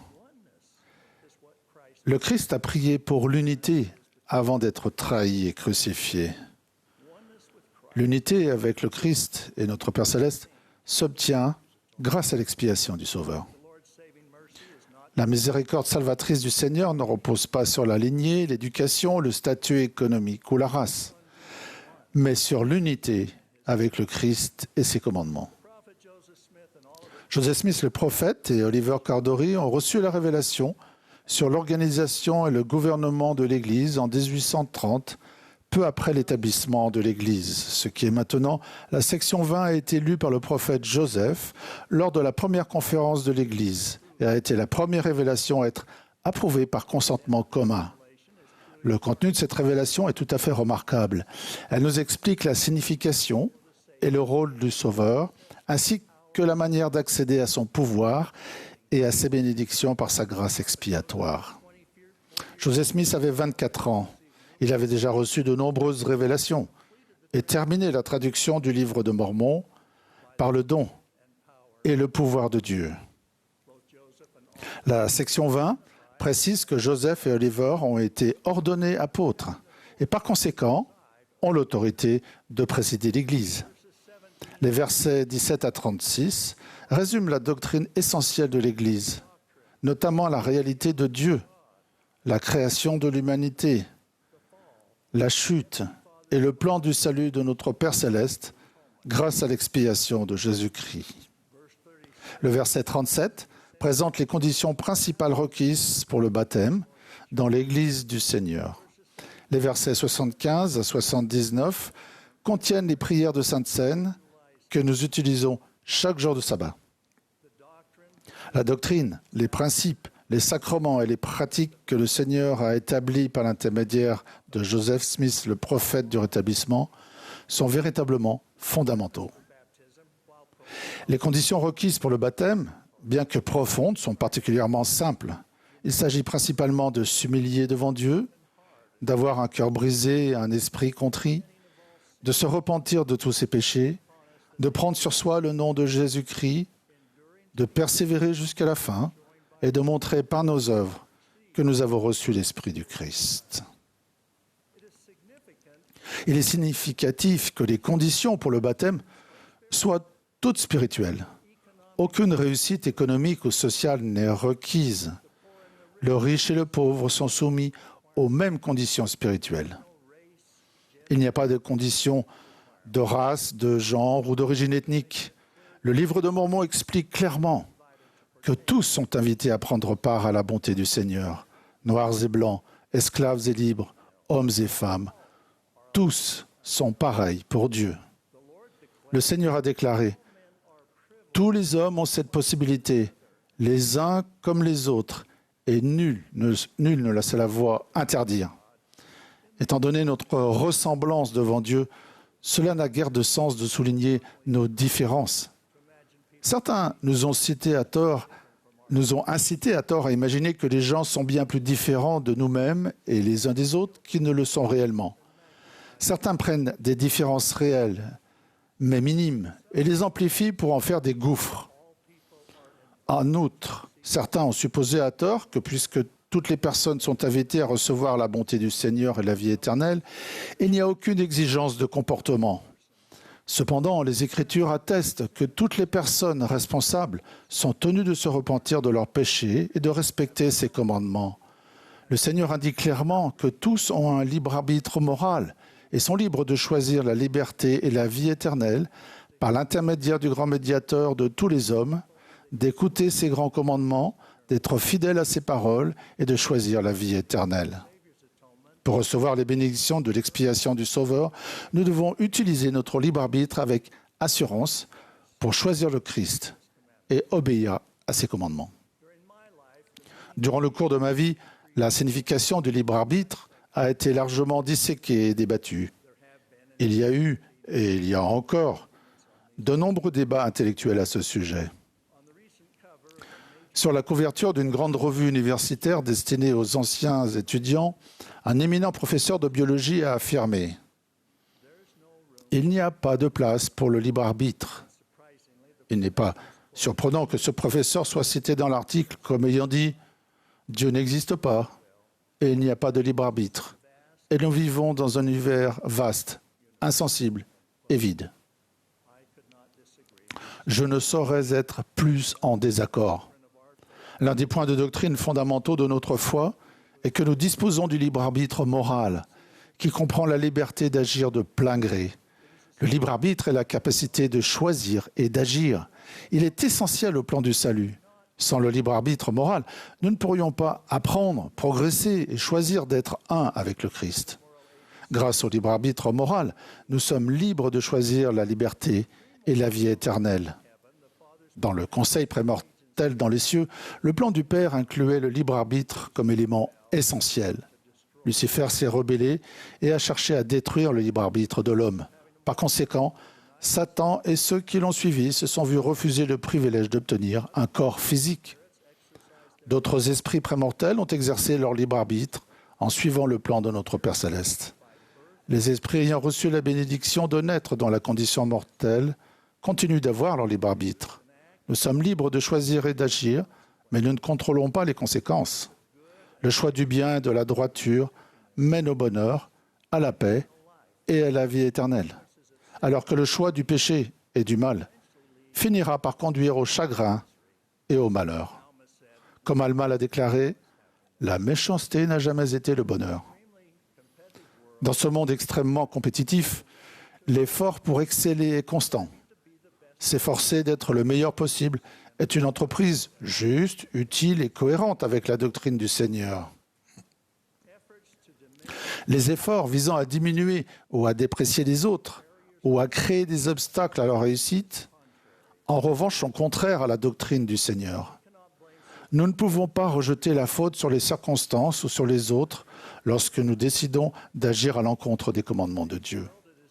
Dans le monde d'aujourd'hui, il est facile de concentrer notre attention sur la réussite matérielle et professionnelle. Certains perdent de vue les principes éternels et les choix qui ont une importance éternelle.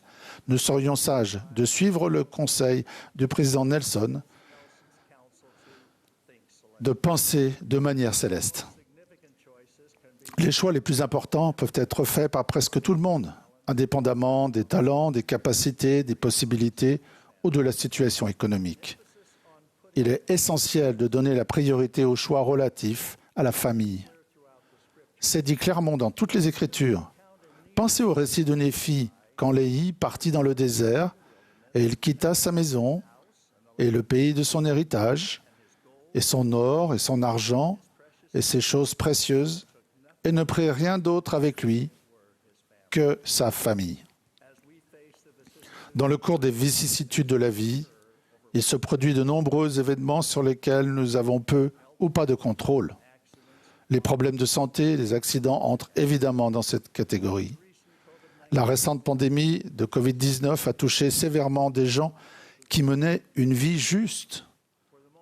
Pour ce qui est des choix les plus importants, nous sommes aux commandes. Quand j'étais missionnaire, Marion D. Hanks, notre président de mission, nous avait tous fait apprendre par cœur un poème d'Ella Wheeler Wilcox. Nul hasard, destin ou sort ne peut détourner, empêcher ou contrôler la ferme résolution d'une âme déterminée. Pour ce qui est des principes, du comportement, de l'observance religieuse et de la droiture, nous sommes aux commandes. Notre foi et le culte que nous rendons à Dieu le Père et à son Fils Jésus-Christ sont un choix que nous faisons. Comprenez bien que je ne préconise pas de réduire l'intérêt porté aux études et aux métiers. Je dis plutôt que quand nous donnons la priorité aux efforts liés aux études et aux métiers par rapport à la famille et au fait d'être un avec le Christ, les conséquences imprévues peuvent être nettement défavorables. La doctrine claire et simple, exposée dans Doctrine et Alliance 20, est touchante et convaincante, car elle souligne et clarifie des concepts spirituels sacrés. Elle enseigne que le salut vient lorsque Jésus-Christ justifie et sanctifie les âmes repentantes par la grâce du Sauveur. Elle prépare le terrain au rôle prééminent de son expiation. Nous devons nous efforcer d'intégrer les gens dans notre cercle d'unité. Pour suivre l'exhortation de Russell Nelson à rassembler Israël dispersé des deux côtés du voile, nous devons intégrer les gens dans notre cercle d'unité, comme le président Nelson l'a merveilleusement enseigné. Sur chaque continent, sur chaque île de la mer, les fidèles se rassemblent dans l'Église de Jésus-Christ des saints des derniers jours. Les différences de culture, de langue, de genre, de race et de nationalité deviennent insignifiantes quand les fidèles entrent sur le chemin des alliances et viennent à notre Rédempteur bien-aimé. Nous sommes unis par notre amour pour Jésus-Christ et notre foi en lui. Nous sommes unis en tant qu'enfants d'un Père céleste aimant. L'essence du véritable sentiment d'appartenance est d'être un avec le Christ. Les ordonnances du baptême et de la Sainte Seine, présentées dans Doctrine et Alliance 20, ainsi que nos alliances au Temple, nous unissent de manière spéciale. Elles nous permettent d'être un dans tous les aspects d'importance éternelle et de vivre en paix et en harmonie. Je témoigne avec certitude que Jésus-Christ vit et que grâce à son expiation, nous pouvons être un avec le Christ. Au nom de Jésus-Christ. Amen.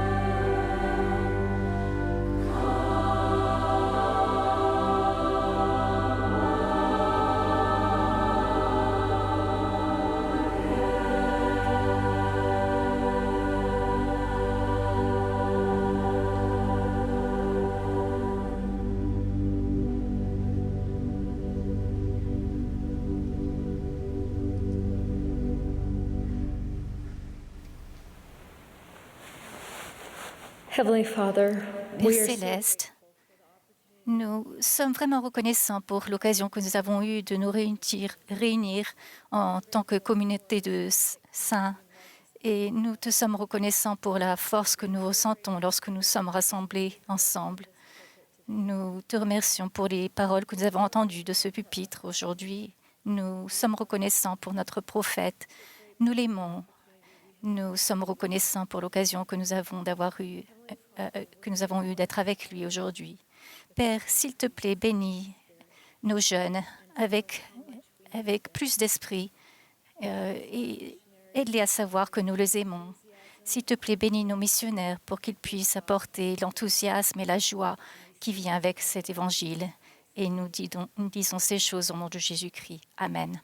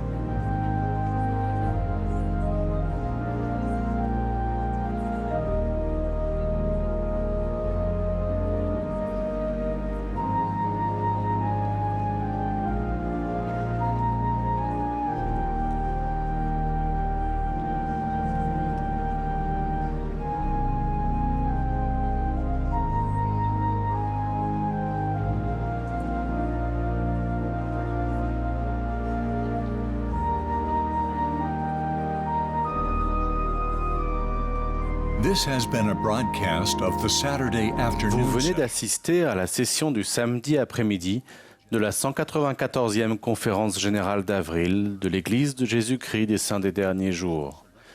Les orateurs étaient choisis parmi les dirigeants de l'Église.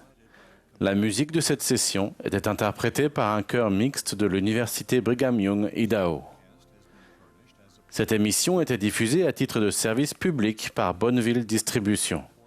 Tout enregistrement, toute reproduction, transcription ou autre utilisation de cette émission sans autorisation écrite sont interdits.